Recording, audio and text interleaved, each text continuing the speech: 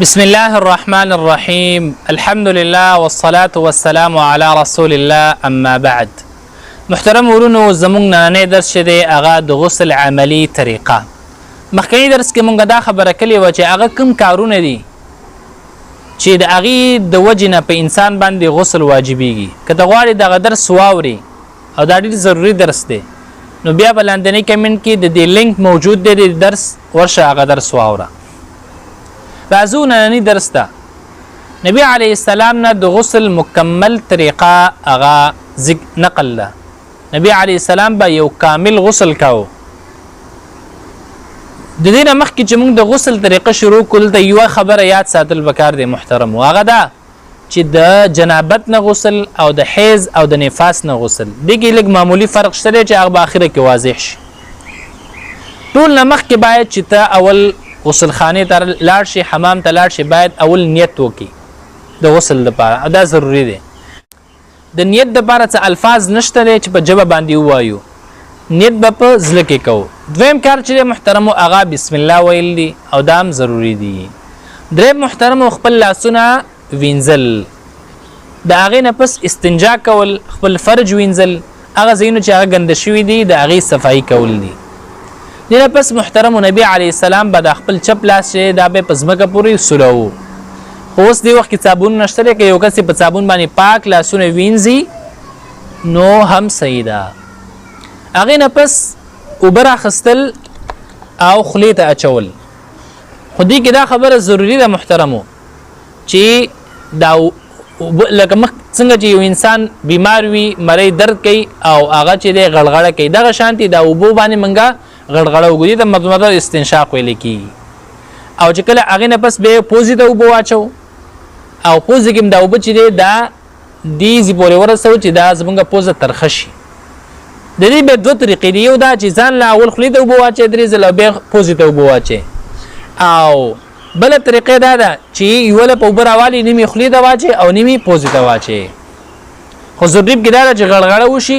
او پوزه کې اوبه بره کش کړی شي چې پوزه ترخه شي هغې نه پس به عام اودس کې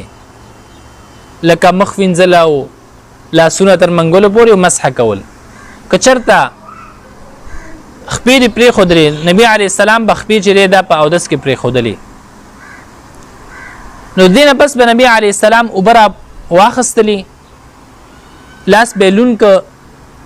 او د خپل ویښتانو پورې به داسې وسولو تر څو چې د ویښتانو بیخونه چې دی هغه لامده شي بیا به نبي علیه السلام اوبه راواخیستلې یوه لپه او په سر باندې به یې واچولې بیا بله لپه درې لپې اوبه به یې راواخیستلې او په خپل سر باندې به یې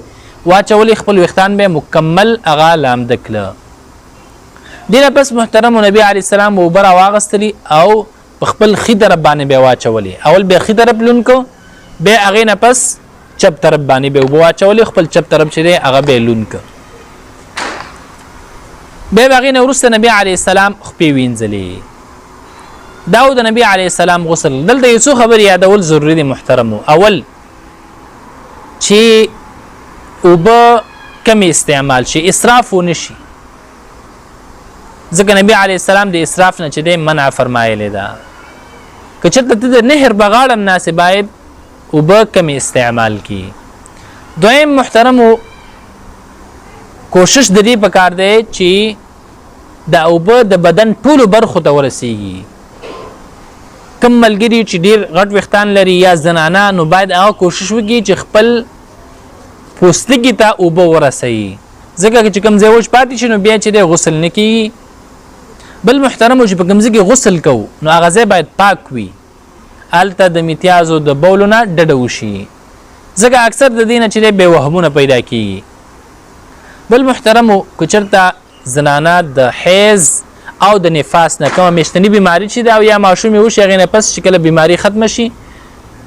نو که د دې نه غسل کوي نو باید خپلې کوڅې خپل ویښتان ټول چې دی هغه کلاو کړي او هغه ازاد کړي دا لازم او ضروري دی که چېرته د جنابت نه غسل کوي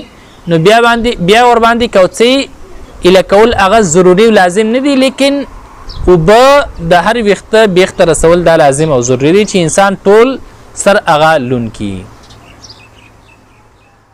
دا و د غسلو طریقه